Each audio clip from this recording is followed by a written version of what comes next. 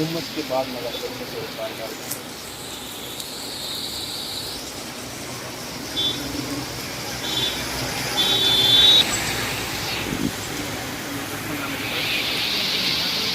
अरे नहीं, मैं कल आपने बताया तो